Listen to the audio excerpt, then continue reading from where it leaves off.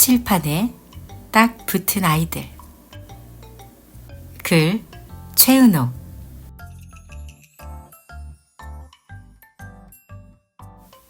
어른들의 기가 막힌 방법. 혼쭐이 난 아이들은 찌그러진 깡통 같은 얼굴로 교실을 빠져나갔다. 나가면서 모두들 새아이를 힐끗힐끗 뒤돌아봤다. 새아이는 걱정 말라는 뜻으로 씩 웃어주었다. 별다른 대책도 없이 시간이 흐르고 있었다. 어른들은 각자 분주하게 움직였다. 휴대폰을 들고 여기저기 통화하기도 하고 아이들 곁으로 다가와 자세히 살펴보고 가기도 했다. 어른들은 옆 교실에서 한 회의에서도 제대로 된 해결 방법을 찾아내지 못했는지 우왕좌왕하는 모습이 정신없어 보였다. 한참 후 구급대 아저씨가 배가 불룩 튀어나온 할아버지와 함께 들어왔다. 반짝반짝 빛나는 머리엔 몇 가닥 남아있지 않은 머리카락이 새침하게 옆으로 넘겨져 있었다. 작은 바람에도 머리카락이 훅 날아갈 것 같아서 새아이는 저도 모르게 숨을 들이쉬었다. 그러다 풋 웃음을 터뜨렸다. 할아버지의 불룩한 배가 셔츠 단추 사이사이로 터질 듯 얼굴을 디밀고 있었기 때문이다. 구급대 아저씨가 살짝 얼굴을 찡그리곤 의미심장하게 입을 열었다. 여기 계신 이분은 세계적으로 유명한 나유식 박사님이시다. 나유식 박사님은 물리학, 생물학, 화학, 그리고 뭐였더라? 어쨌든 모든 분야에 박사 학위가 있는 대단하신 분으로 천재 혹은 만능 박사님으로 통한다. 박사님은 뭔가 마음에 들지 않는 듯 입꼬리를 삐뚤음하게 올리며 덧붙였다. 컴퓨터공학, 천문학, 수학, 의학, 지질학, 그 외에도 아주 많지만 말해줘도 모를 테니 여기서 이만 줄이죠. 구급대 아저씨는 미안한 얼굴로 재빨리 말을 이었다. 바쁜 와중에도 만능 박사님께서 직접 오셨으니 너희를 칠판에서 떼는 건 이제 시간 문제다. 바닥에 붙은 껌을 떼는 것보다 쉬운 일이니 아무 걱정 마라. 박사님은 그제야 흐뭇한 웃음을 지으며 느릿느릿 고개를 끄덕였다. 기웅이, 동훈이, 민수는 처음 들어보는 이름이었다. 하지만 만능 박사님이라면 정말 모르는 게 없을 것 같았다. 빨리 손바닥만 떨어진다면 박사님 앞에 넙죽 절이라도 하고 싶었다. 새아이는 기대에 찬 눈을 말똥말똥 굴렸다. 박사님이 아이들 곁으로 바짝 다가섰다. 새아이는 물론 주위에 있던 사람들도 숨을 죽였다. 박사님은 눈을 반짝이며 먼저 아이들을 살폈다. 특히 손 주변을 꼼꼼하게 관찰했다. 그리고 칠판과 벽도 한참 들여다봤다. 처음 보는 도구를 가지고 여기저기 만져보기도 하고 톡톡 두드리거나 살살 긁어보기도 했다. 진지한 모습이 정말 만능 박사님 같아서 새아이는 가슴이 두근두근했다. 잠시 후 박사님은 고개를 갸우뚱하며 살짝 눈살을 찌푸렸다. 그러곤 들고 온 까만 가방을 선생님 책상 위에 올려놓고 노트북을 꺼냈다. 마음이 급한 기웅이가 얼른 물었다. 박사님, 정말 금방 뗄 수 있겠어요? 만능 박사님이라고 불러라. 박사님은 기웅이를 돌아보지도 않고 대답했다. 기웅이는 자기 질문을 딱 잘라먹는 박사님이 마음에 들지 않아 입을 비중 내밀었다. 구급대 아저씨가 재빨리 끼어들었다. 만능 박사님, 어떻습니까? 아이들이 칠판에 붙은 이유가 도대체 뭔가요? 세상에 과학으로 설명되지 않는 일은 없습니다. 그렇죠. 그러니까 아이들이 딱 붙어서 떨어지지 않는 이유가 뭔가요? 과학은 그렇게 쉽게 답이 나오는 게 아닙니다. 정확한 분석과 체계적인 접근이 필요합니다. 내가 자세히 말해줘도 모를 테니 잠자코 계세요. 세상에 과학으로 설명되지 않는 일은 절대 없습니다. 네, 그럼 언제쯤 알 수 있을까요? 허참, 세상에 과학으로 박사님은 귀찮은 듯 입을 다물고 노트북만 뚫어지게 바라봤다. 구급대 아저씨는 이마에 진땀을 닦으며 고개를 갸웃거렸다. 기용이, 동훈이, 민수는 기계처럼 똑같은 소리만 하고 있는 박사님의 뒤통수에 대고 혀를 날름 내밀었다. 난데없이 복도에서 왁자한 소리가 들렸다. 방울소리, 복도에서 시끄러운 사람들 소리까지. 새아이는 동그래진 눈을 복도로 돌렸다. 복도에서 몇몇 어른들이 옥신각신하고 있었다. 박사 나부랭이도 해결을 못하자녀. 이건 틀림없이 귀신의 장난인겨. 민수 할머니의 걸걸한 목소리가 교실을 흔들더니 뒷문으로 누군가 불쑥 들어왔다. 빨간 한복에 빨간 두루마기를 두르고 형형색색의 종이꽃이 달린 빨간 고가를 쓴 아줌마였다. 아줌마의 한 손엔 화려한 부채가, 다른 한 손엔 작은 방울 여러 개가 묶여있는 천이 들려 있었다. 빨간 한복 아줌마가 매서운 눈으로 새아이를 쏘아봤다. 기용이, 동훈이, 민수는 그 눈빛에 빨려 들어갈 것 같아 얼른 눈을 꾹 감았다 떴다. 빨간 한복 아줌마가 칠판 앞으로 공중공중 솟아오를 듯 뛰어나왔다. 민수 할머니는 두 손을 모아 비비면서 뒤를 따랐다. 얼굴을 찡그리고 있는 어른도 있었지만 대부분 재밌는 구경거리라도 생긴 것처럼 복도 창문과 앞뒤문에 다닥다닥 붙어 넋을 놓고 있었다. 빨간 한복 아줌만 아이들 몸을 훑듯이 구석구석에 대고 방울을 흔들었다. 게다가 알아듣기 어려운 이상한 소리도 냈다. 민수 할머니만 빨간 한복 아줌마의 어려운 말을 알아듣는지 연신 대꾸하며 고개를 숙였다. 깡충깡충 교실을 무너뜨리기라도 할 듯이 뛰어대던 아줌마가 우뚝 멈췄다. 그러곤 갑자기 아이들을 향해 목청껏 소리쳤다. 잡귀는 물러거라. 새아이는 깜짝 놀라 숨이 딱 멎었다. 그때 까만 옷을 위아래로 잘 갖춰 입은 점잖아 보이는 아저씨가 들어왔다. 목 위로 살짝 올라오는 까만 옷기 사이로 깨끗한 하얀색이 돋보였다. 기웅이, 동훈이, 민수는 그분이 신부님이라는 걸 금방 알아챘다. 누군가 다급하게 모셔온 것 같았다. 신부님은 아이들 곁으로 찬찬히 다가와 머리를 쓰다듬었다. 그러면서 부드러운 목소리로 말했다. 걱정 말거라. 그 순간 어디선가 목탁을 두드리는 소리가 들렸다.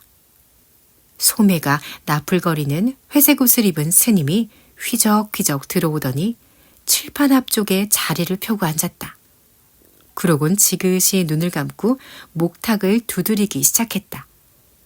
스님 뒤에서 어떤 어른이 고개를 숙이고 손에 든 염주알을 열심히 굴렸다.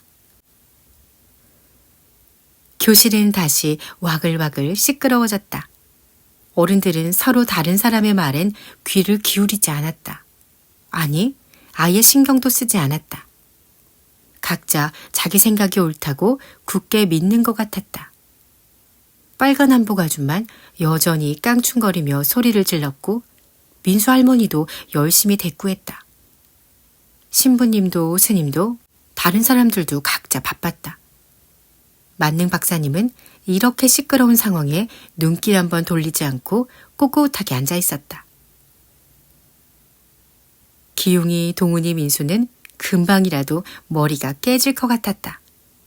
눈이 핑글핑글 돌고 정신이 하나도 없었다. 더구나 이런 일엔 관심도 없었다. 이런다고 칠판에 딱 붙은 손이 떨어질 것 같지도 않았다.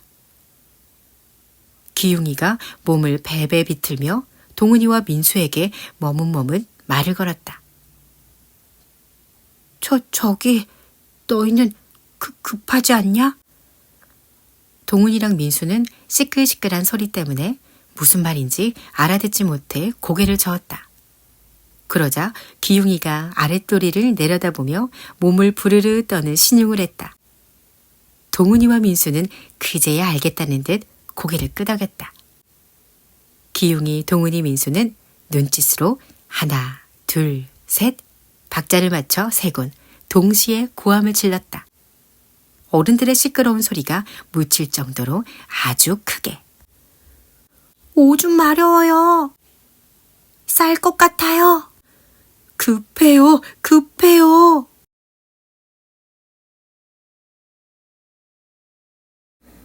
특별방송, 뻥방송. 어른들은 다시 회의를 하러 옆 교실로 이동했다. 자리를 옮기는 어른들 얼굴은 장마철 몰려온 새까만 먹구름을 뒤집어 쓴 것처럼 어두웠다. 하지만 기웅이, 동훈이, 민수는 먹구름 사이로 얼굴을 내민 햇님 같은 표정이었다. 새아이 입가에서 개구쟁이를 닮은 웃음이 실실 삐져나왔다. 어리둥절해서 쳐다보던 어른들 얼굴이 아직도 눈앞에 생생했다. 그 와중에 눈치 없게 발버둥을 치며 오줌이 마렵다고 소리를 질러댔으니 그럴만도 했다. 빨간 한복 아줌마는 깜짝 놀라 부채를 떨어뜨렸고 스님은 감고 있던 눈을 휘둥그레 떴다. 신부님은 뒤로 물러서다 넘어질 뻔했다. 더구나 화장실이 아닌 교실에서 오줌을 눈 사람은 아마 자기들이 세상에서 처음일 거라고 생각했다. 그것도 손을 사용하지 않고 누군가가 받쳐주는 통에 대고 나란히 서서 볼일을 보다니. 새아이는 머릿속에 그 모습을 떠올리며 낄낄거렸다. 한참 키득거리고 있는데 셋 중 제일 덩치가 큰 민수의 배에서 소리가 들렸다. 꼬르륵. 그 소리가 출발 신호인 것처럼 기웅이와 동훈이의 배에서도 연달아 꼬르륵 꼬르륵 소리가 났다. 눈치 없는 배꼽시겐 손바닥이 칠판에 붙은 것도 모르고 밥 달라고 아우성을 치고 있었다. 문득 자기들이나 배꼽시계나 눈치 없이 구는 건 똑같다는 생각이 들었다. 새아이는 온몸을 들썩이며 깔깔댔다. 웃음소리에 놀란 담임선생님이 토끼 눈을 하고 달려왔다. 선생님은 자지러지게 웃고 있는 아이들을 한동안 바라보다 피시식 따라 웃었다. 참나, 세박자, 널 진짜 못 말린다. 이 상황에서 웃음이 나오니? 새아이는 크크크 웃음 섞인 목소리로 간신히 대답했다. 네, 그런데 저희 배고파요. 킥킥킥. 담임선생님이 시계를 들여다보며 말했다. 벌써 시간이 이렇게 됐구나. 배고플 때가 되긴 했네. 그나저나 너희 참 대단하다. 이 상황에서 오줌도 마렵고 배도 고프고 아주 할 건 다 하네. 선생님은 이렇게 말하면서도 잘 참고 견디는 새아이가 대견스러워 어깨를 툭툭 두드려 주었다. 기웅이, 동훈이, 민수는 늦은 점심을 든든히 먹었다. 물론 자기 손을 쓸 수 없어서 부모님과 선생님의 도움을 받아야 했지만 셋이 칠판에 손을 붙이고 먹는 점심이 그다지 나쁘지 않았다. 오전까지만 해도 셋이 함께 밥 먹을 생각은 하지도 않았는데 한바탕 웃고 난 아이들은 처음과는 조금 달라졌다.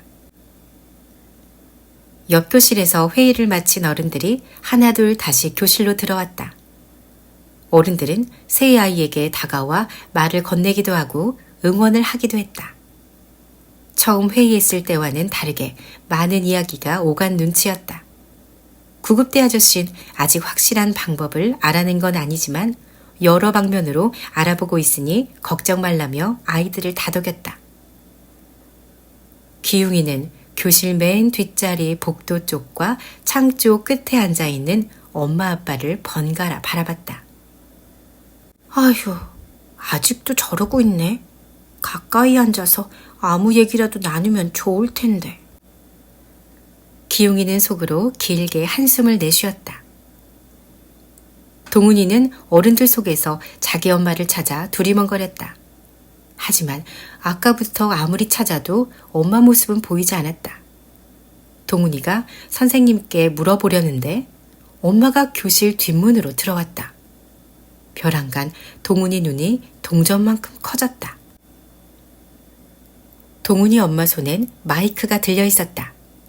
언제 새로 손질했는지 머리도 화장도 더 단정하고 깔끔해 보였다.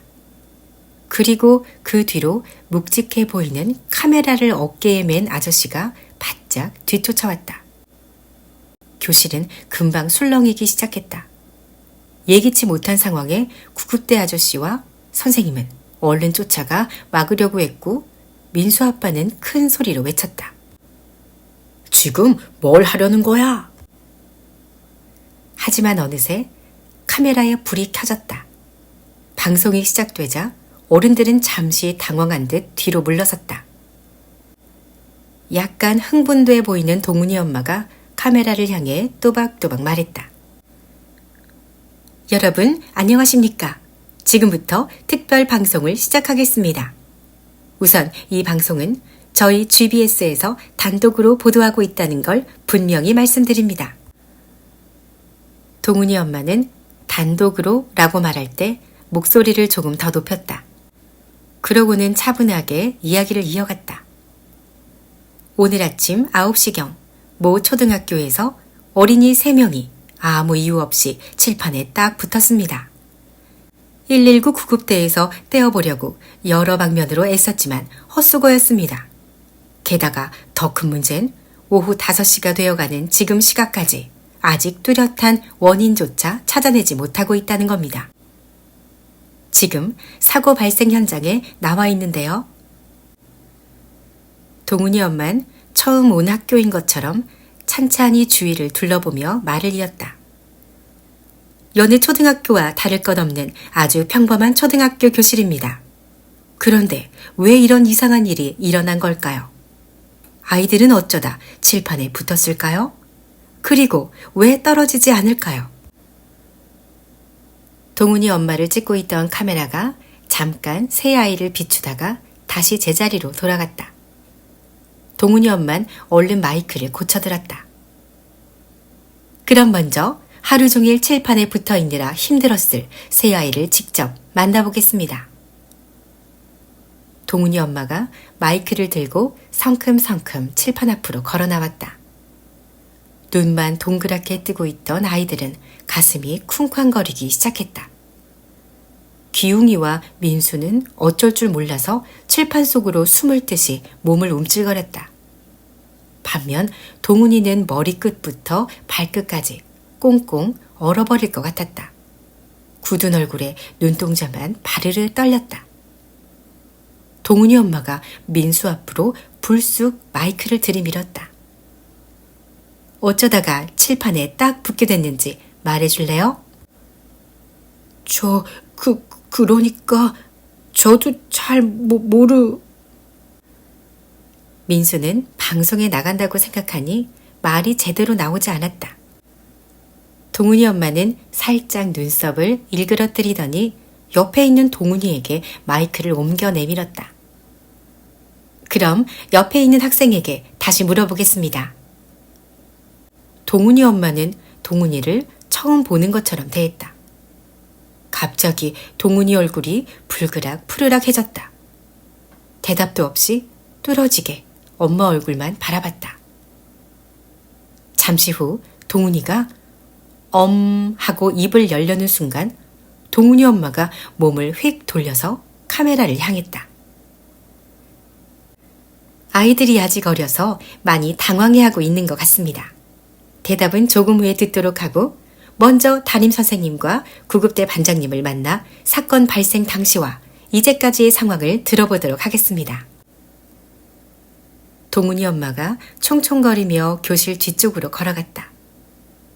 구급대 아저씨와 담임선생님의 인터뷰가 끝난 뒤에 민수 아빠와 민수 할머니, 그리고 기웅이 엄마, 빨간 한복 아줌마, 만능 박사님과도 인터뷰를 했다. 이런 상황에 왜 아이들을 찍느냐고 말리던 사람들도 마이크를 들이대면 머리와 옷매무새를 매만지고 목소리가 높아졌다. 어른들 이야기는 점점 길어지고 놀이공원 풍선처럼 부풀려졌다. 촬영하는 모습을 한참 지켜보던 기용이와 민수가 작은 소리로 떠들었다. 어른들은 자기 말만 참 잘하는 것 같지 않냐? 맞아. 게다가 우리보다 뻥도 잘 치는 것 같아. 기용이와 민수가 희죽 웃었다. 하지만 동훈이는 아무 말도 없이 눈만 부릅뜨고 있었다. 느닷없이 운동장에서 요란한 소리가 들렸다. 학교가 떠나갈 듯한 삐뽀삐뽀 소리에 교실에 있던 어른들은 우왕좌왕하며 창문으로 뛰어가 얼굴을 내밀었다. 동훈이 엄마도 카메라를 맨 아저씨도 창가로 달려갔다. 놀란 어른들은 너나 없이 소리를 질러댔다. 세상에, 이게 도대체 무슨 일이야? 새 아이도 책상 위에서 발딱 몸을 일으켜 창밖을 내다봤다. 놀라운 광경에 기용이, 동훈이, 민수는 저절로 입이 떡 벌어졌다. 무슨 큰일이 벌어지고 있는 게 분명했다.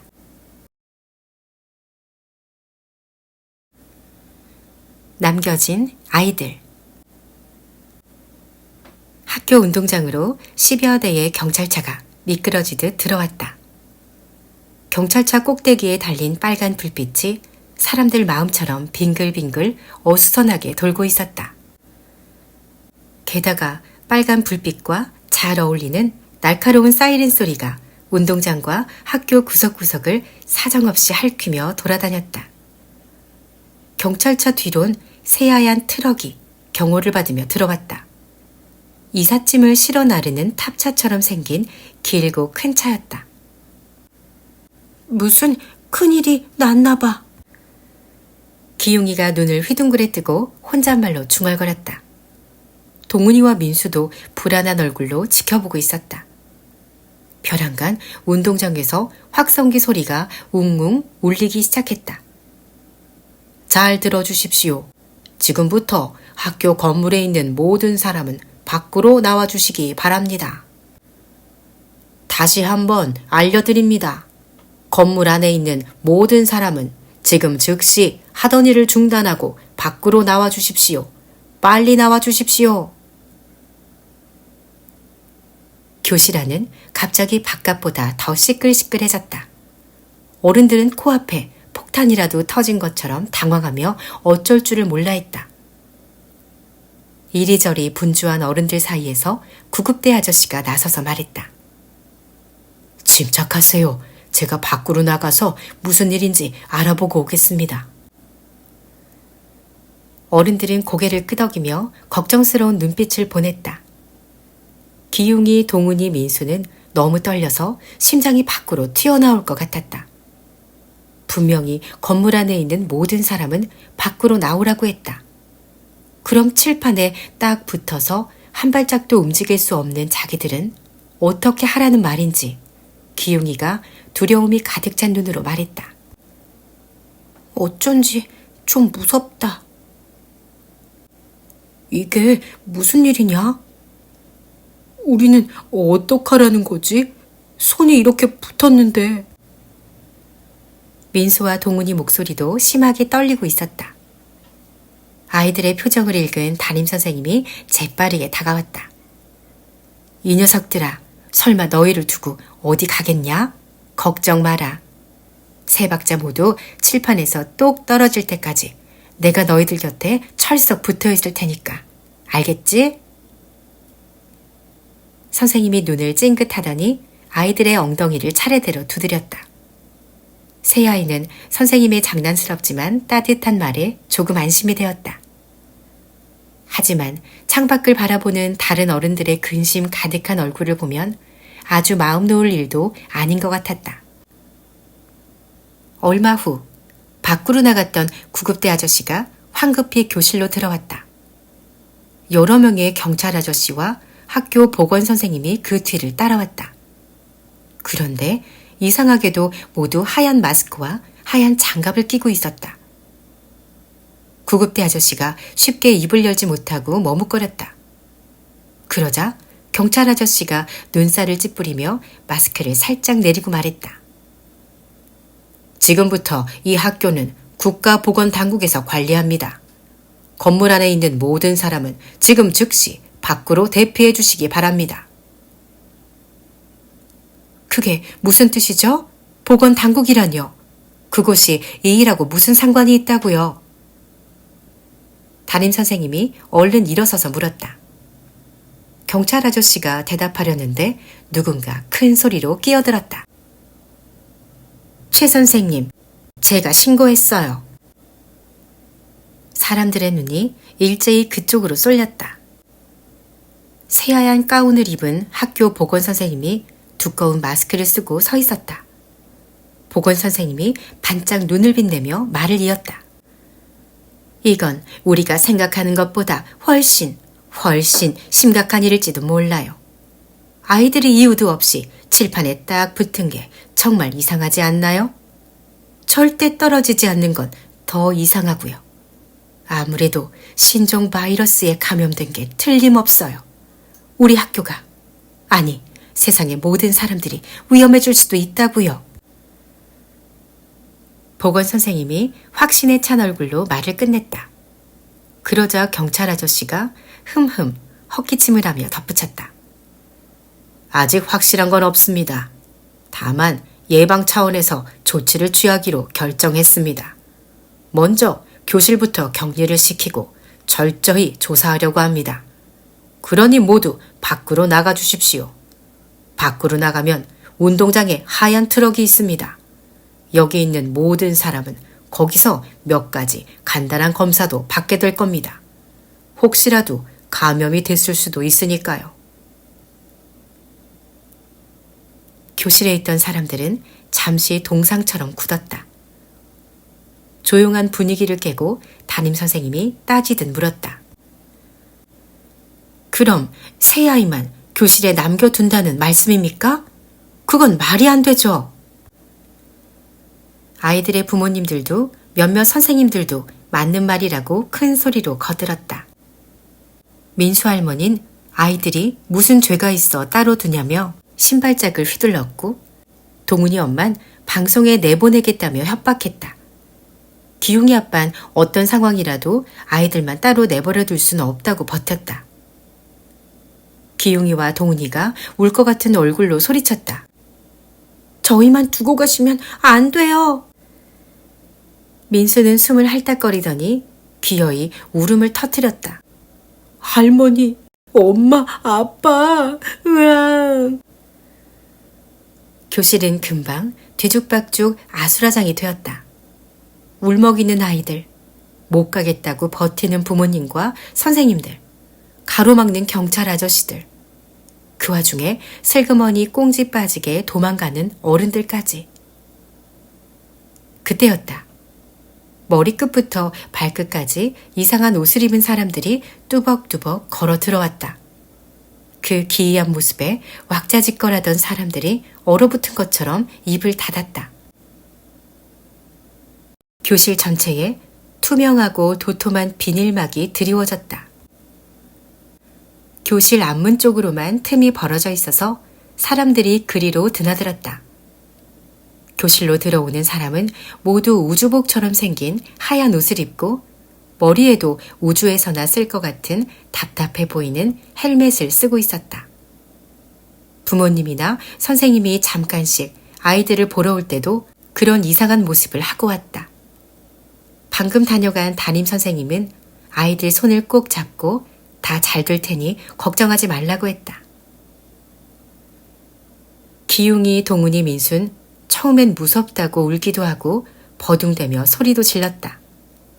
그렇지만 보건당국에서 나온 사람들은 생각보다 친절했다. 여러 면으로 신경 쓰고 작은 것도 배려해 주었다. 1시간에 한 번씩 부모님이나 선생님을 돌아가며 만날 수 있게 해주었고 아이들이 불편하거나 힘들어하지 않게 노력했다. 그리고 무엇보다도 빨리 원인을 찾아내 새 아이가 칠판에서 안전히 떨어지게 하겠다고 약속했다. 교실에 남겨진 기용이, 동훈이, 민수는 차츰 불안했던 마음이 가라앉았다. 하지만 시간이 갈수록 보건당국은 적잖이 당황하고 있었다.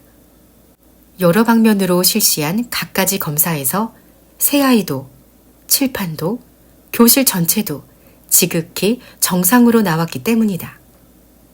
의심스러운 작은 실마리도 찾아내지 못해서 속으론 안절부절 못하고 있었다. 달빛 비치는 교실. 캄캄한 하늘에 둥근 달이 살며시 얼굴을 내밀었다. 운동장에 꽉 찼던 빨간 불빛은 드문드문 반짝였고 시끄러운 사이렌 소리도 잠들었다. 웅성대던 사람들 소리도 잦아들었다. 창을 넘어 교실로 들어온 노란 달빛도 사뿐사뿐 바닥으로 내려앉았다. 깜빡 잠이 든 기웅인 화들짝 놀라 눈을 떴다. 뭔가가 종아리를 쿡쿡 찌르고 있었다. 얼른 내려다보니 동훈이 발이 올라와 있었다. 난처한 얼굴을 한 동훈이가 기웅이를 빤히 쳐다보며 말했다. 저기, 기웅아, 미안한데 나 여기 좀 긁어줄래? 동훈이가 턱으로 자기 허리깨를 가리켰다. 기웅이는 픽 웃음이 났다. 기껏 자는 사람을 깨워서 한다는 소리가 가려운 데를 긁어달라니. 웃지 마. 아까부터 참느라고 죽는 줄 알았다고. 손으로 시원하게 긁을 수도 없고 빨리 좀 부탁할게. 기웅이는 실실 웃으며 한쪽 발을 들어 동훈이 허리를 벅벅 긁어주었다. 동훈이 얼굴이 마음에 쏙 드는 선물을 받은 아이처럼 점점 환해졌다. 아, 정말 시원해. 이제야 좀 살 것 같다. 고마워. 별일도 아닌데 동훈이가 진짜 좋아하는 것 같아서 기용이는 오히려 멋쩍었다. 한쪽에서 꾸벅꾸벅 졸던 민수가 아이들 소리에 부스스 고개를 들었다. 동훈아, 그렇게 시원하냐? 그럼 이번엔 네 발가락으로 내 콧구멍 좀 쑤셔봐라. 손을 쓸 수 없으니 코딱지도 못 파고. 아유, 답답해 죽겠다. 민수가 얼굴을 한껏 구기고 커다란 콧구멍을 벌름벌름하자 기웅이와 동훈이는 킥킥킥 웃음을 터뜨렸다. 새 아이는 이런 상황에서도 함께 웃을 수 있는 서로가 있다는 게 새삼 고마웠다. 농담도 하고 서로 눈치도 보지 않으니까 마치 며칠 전으로 돌아간 것 같았다. 셋이 함께 있으면 지금처럼 작은 일에도 웃음이 나고 무얼 해도 신이 났었다. 새 아이는 서먹했던 일은 잊고 편하게 웃었다. 잠시 후 동훈이가 웃음을 멈추고 물었다. 그런데 말이야, 왜 우리만 칠판에 붙었을까? 난 아무리 생각해도 진짜 모르겠다. 우리 셋 중에 제일 똑똑하고 공부도 열심히 하는 기웅이, 네가 말 좀 해봐라. 민수가 기웅이 쪽으로 얼굴을 쑥 내밀며 말했다. 기웅인 대답 대신 고개를 돌려 천천히 주위를 둘러봤다. 캄캄한 밤, 아무도 없는 교실, 은은한 달빛, 그리고 칠판과 함께 붙어있는 친구들. 기웅이는 왠지 모르게 가슴 한쪽이 시큼시큼했다. 잠시 생각에 잠겼던 기웅이가 가만히 입을 열었다. 그거야 나도 잘 모르지. 그리고 나 공부하는 거 별로야. 우리 엄마 때문에 어쩔 수 없이 하는 거지. 동훈이와 민수는 기웅이의 뜻밖의 대답에 깜짝 놀랐다. 같이 어울려 다니긴 했어도 마음속에 있는 얘기는 처음 들었다. 기웅이가 조심스럽게 말을 이었다. 아까 너희도 눈치챘겠지만 우리 엄마 아빠는 사이가 안 좋아. 작은 일로도 맨날 싸워. 내가 공부를 잘 못하면 그걸로 또 싸우고. 난 엄마랑 아빠가 나 때문에 싸우는 게 세상에서 제일 싫거든.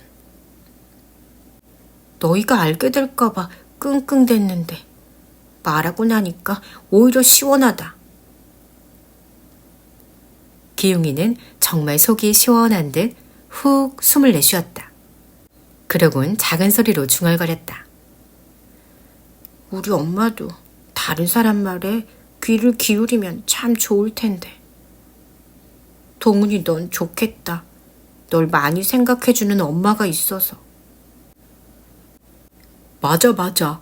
동훈이네 엄만 말만 하면 다 들어주고 갖고 싶은 것도 다 사주는 것 같던데? 진짜 부럽더라. 그리고 아까 방송할 때 보니까 얼마나 멋지던지. 민수가 호들갑스레 맞장구를 쳤다. 동훈이는 아이들의 이야기가 끝난 뒤에도 잠시 눈치를 보며 망설였다. 그러다 찬찬히 입을 뗐다. 너희도 봐서 알겠지만 우리 엄만 맨날 바빠. 나보단 항상 일이 먼저야. 일이 있는 곳이면 날 버려두고 우주 끝까지라도 갈걸. 그러면서 뭔가를 또 사주겠지. 그게 엄마 대신이라도 되는 것처럼.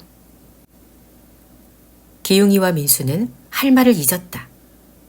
이렇게 진지한 동훈이 모습은 처음 봤다. 맨날 시시덕거리며 게임 이야기만 줄기차게 하곤 했었는데 또 다른 동훈이를 보고 있는 것 같아서 기용이와 민수는 얼떨떨했다. 동훈인 아이들 눈길을 피해 칠판에 이마를 기대며 말했다. 엄마는 옆에 있어주지 못해 미안하다며 이것저것 사주지만 난 엄마랑 같이 시간을 보내는 게 더 좋아. 같이 놀러 가고 같이 얘기하고 같이 웃고 뭐든 같이 하는 그런 거. 그런데 우리 엄만 그걸 모르나 봐. 바보같이. 동훈이 이야기가 끝나자 교실은 다시 조용해졌다. 노란 달빛도 아이들 사이로 사부작사부작 소리 없이 움직였다. 동훈이는 분위기를 바꾸려는 듯 고개를 번쩍 들고 민수를 향해 말했다.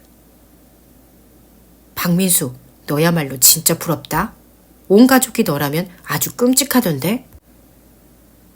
민수는 귀밑까지 입꼬리를 올리며 웃었다. 기웅이가 뭔가 생각난 듯 말을 덧붙였다. 민수 넌 이번에 씨름부에도 들어갔잖아. 더구나 너희 아빠가 씨름하는 것도 엄청 응원해 주시고 정말 좋겠다. 올라갔던 민수 입꼬리가 금방 축 늘어졌다. 민수는 괜스레 킁킁 기침을 했다. 있잖아, 너희한테 말하지 않은 게 있는데 사실은 나 씨름하는 거 싫어해. 기용이와 동훈이 눈이 주먹만큼 커다래졌다. 민수는 아이들 표정을 살피더니 조용히 덧붙였다. 우리 아빠는 항상 사내 녀석은 씨름이 최고야 라고 말해. 아빠가 좋아하니까 난 그냥 하는 거야. 게다가 내 덩치가 씨름하고 좀 어울리지 않냐. 민수가 어깨를 으쓱하더니 말을 이었다. 아빠도 다른 사람들도 내 덩치만 보고 내가 씨름을 잘하고 좋아할 거라고 생각하지만 내가 정말 하고 싶은 건 따로 있어. 그게 뭔데? 동훈이가 얼굴을 바짝 들이대고 물었다. 기용이도 궁금해서 몸이 저절로 동훈이와 민수 쪽으로 기울었다. 민수는 대답도 없이 빙글빙글 웃기만 했다. 빨리 말해봐. 기용이와 동훈이가 몸이 달아서 보챘다. 민수가 침을 꿀꺽 삼키고 대답했다. 난 합창부에서 노래하고 싶어. 뭐라고? 네가? 기용이와 동훈이는 갑자기 크크크 웃어댔다. 민수가 입을 삐쭉 내밀고 실룩거렸다. 그만 좀 웃어라. 나도 내가 노래 못하는 거 알거든. 그래도 노래 부르는 게 진짜 좋은 걸 어떡하냐? 기용이와 동훈인 민수 말에 진심이 느껴져서 뚝 웃음을 멈추었다. 교실은 다시 조용해졌다. 복도에서 분주하게 움직이는 사람들이 종종 눈에 띄었다. 세 아이는 칠판에 두 손이 붙은 채로 서로의 얼굴을 가만히 바라봤다. 이렇게 가까이 서로의 얼굴을 빤히 들여다보는 건 처음인 것 같았다. 눈 두 개, 코 하나, 입 하나, 맨날 보던 그 얼굴이었다. 하지만 지금은 어딘지 다르게 느껴졌다. 다른 아이들보단 서로에 대해서 많이 알고 있다고 생각했는데 이제 보니 그렇지도 않았다. 서로 터놓지 않았던 속마음을 알아서일까? 세 아이는 어쩐지 서로에게 더 가까워진 것 같았다. 기웅이, 동훈이, 민순 소리 없이 빙그레 웃었다. 교실 앞문 쪽으로 이상한 옷을 입은 아저씨가 심각한 얼굴로 들어왔다. 이상한 헬멧 대신 아래턱을 모두 가리는 두꺼운 하얀 마스크를 쓰고 있었다. 아저씨가 마스크를 벗으며 말했다.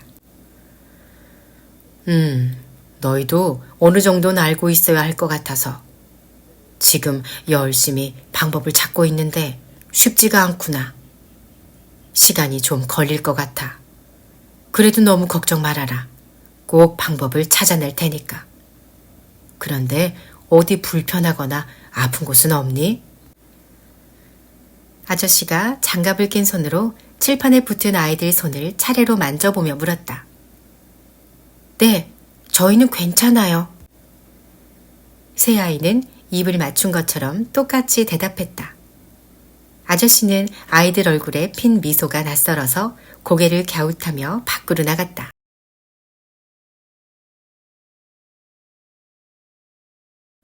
그거였어? 기용이, 동훈이, 민수는 칠판에 붙은 손을 뚫어지게 바라봤다. 셋은 동시에 고개를 끄덕이고 있는 힘껏 손에 힘을 주었다. 온몸을 뒤로 젖혀 낑낑대기도 했다. 세 아이는 얼굴이 벌개질 때까지 애를 썼다. 하지만 칠판에 딱 들러붙은 손바닥은 여전히 꿈쩍도 하지 않았다. 잠시 후 세 아이는 어깨를 축 늘어뜨리고 한숨을 쉬었다. 아주 쓴 약을 입에 물고 있는 것처럼 얼굴이 일그러졌다. 기웅이는 가라앉은 분위기를 몰아내려는 듯 목소리를 높여 물었다. 너희는 칠판에서 손이 떨어지면 맨 먼저 뭐 하고 싶냐? 난 짜장면이랑 햄버거 먹을래. 아까 이상한 옷 입은 아저씨들이 낯설어서 저녁을 조금 먹었더니 배고파 죽겠어. 민수가 입맛을 다시며 말했다. 동훈이는 눈을 개슴츠레 뜨고 뭔가를 머릿속에 떠올렸다. 어디선가 뿅뿅뿅 소리가 들리는 것 같았다. 난 빨리 게임하고 싶어. 얼마 전부터 시작한 게임이 있는데 머리를 좀 써야 하지만 진짜 재밌거든. 한번 시작하면 시간이 어떻게 가는 줄도 모른다니까. 동훈이 말이 끝나자마자 느닷없이 민수가 동훈이를 쏘아봤다. 참, 박동훈, 너 어떻게 그럴 수가 있냐? 동훈이는 무슨 말인지 몰라 눈을 크게 떴다. 민수가 따지듯이 다시 물었다. 네가 애들한테 그랬다며. 내가 덩치만 크고 머리가 나빠서 게임도 공부도 진짜 못한다고. 내가? 난 그런 적 없는데. 동훈이는 처음 듣는 이야기인지 정말 억울한 표정을 지었다. 민수는 동훈이 눈치를 살피다가 고개를 갸우뚱갸우뚱했다. 진짜야? 너 거짓말하는 거 아니야? 아니라니까. 내가 왜 그런 말을 하겠냐? 새 스마트폰 걸고 맹세할 수 있어. 그래? 그럼 애들이 잘못 들었나?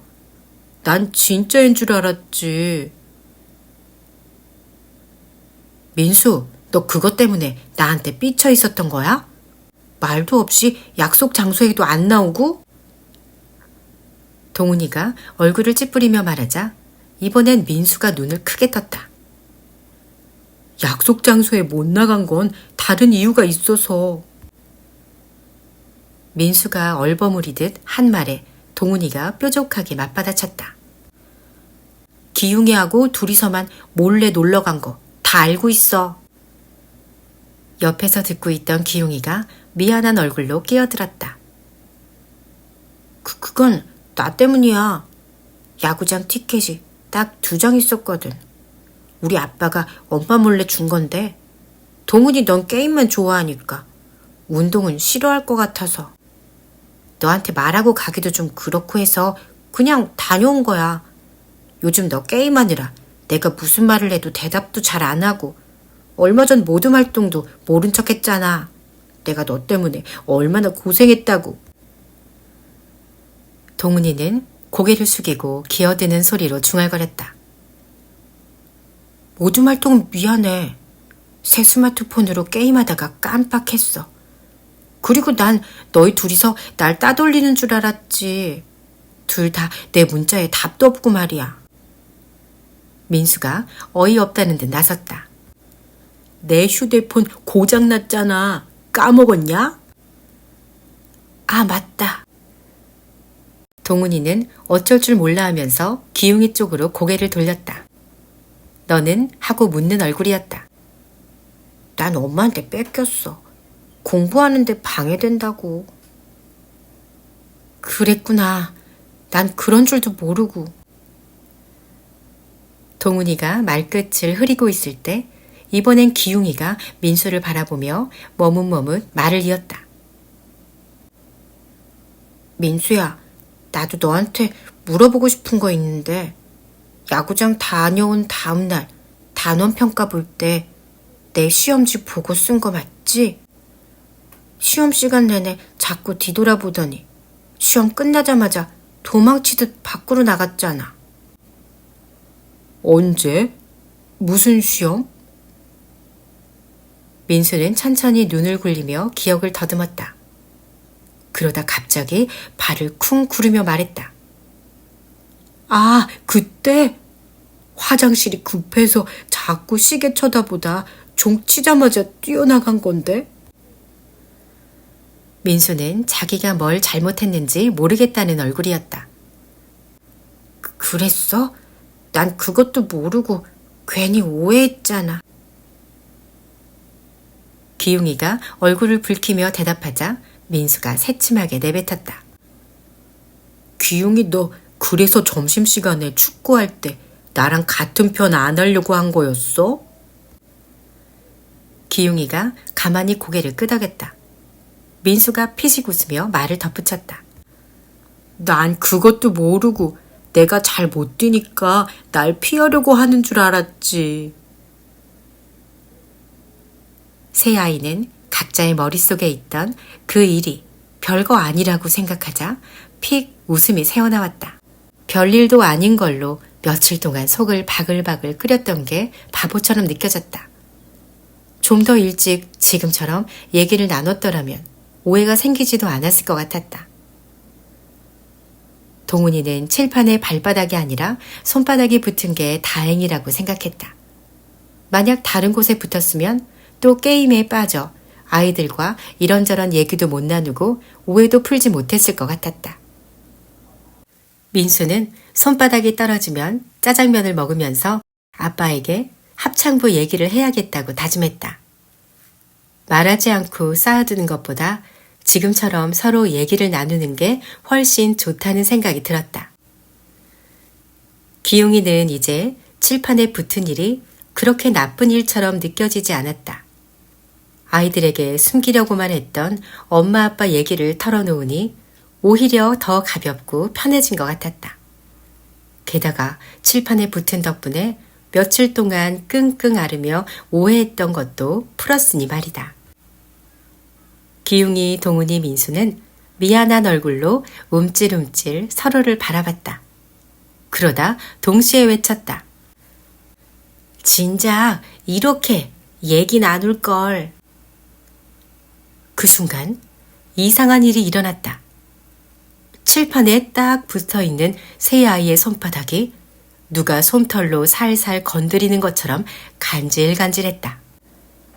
기용이, 동훈이, 민수 눈이 점점 커졌다. 새 아이는 칠판에 붙은 손을 천천히 움직였다. 우와! 떨어졌어! 짱이다! 꿈은 아니겠지? 새 아이는 믿기지 않는 듯 두 손을 빤히 보기도 하고 손뼉을 치기도 하고 쉴 새 없이 쥐었다 폈다 움직여 보기도 했다. 그러고는 서로를 와락 끌어안고 소리를 질러댔다. 진짜 떨어졌다! 야호! 만세! 딱 붙은 사람들. 며칠 뒤 기웅이는 거실에서 아빠와 텔레비전을 보고 있었다. 아빠가 기웅이 손을 가만히 쓸어주며 물었다. 기웅아, 몸은 어때? 괜찮아요. 그때 병원에서 받은 검사에서 우리 셋 모두 아무 이상 없다고 했잖아요. 아마 앞으로는 그런 일이 절대 안 생길 거예요. 걱정 마세요. 기웅이의 어른스러운 대답에 아빠는 흐뭇한 얼굴로 고개를 끄덕였다. 그때 갑자기 텔레비전 화면이 바뀌면서 뉴스가 나왔다. 뉴스를 진행하는 아나운서의 얼굴이 뭔가 큰일이 일어난 것처럼 심각하게 굳어 있었다. 지금부터 뉴스 속보를 전해드리겠습니다. 지금 우리나라 곳곳에서 믿을 수 없는 일이 벌어지고 있습니다. 사람들이 여기저기 붙어서 떨어지지 않고 있습니다. 어느 지하철에선 대학생 4명이 의자에 두 손이 딱 붙은 채로 발견되었습니다. 대학생들 곁에는 스마트폰 4개가 떨어져 있었다고 합니다. 그리고 어느 상점에선 엄마와 아들의 손이 커다란 문에 붙었습니다. 또 어느 초등학교에선 교장 선생님과 어떤 선생님의 두 손이 미끄럼틀에 철썩 붙기도 했습니다. 버스를 타고 가던 시어머니와 며느리가 손잡이에 붙기도 했고 길을 가다 전봇대나 가로수에 붙은 사람들도 있습니다. 사람들이 여기저기 붙어있는 모습이 화면에 비쳤다.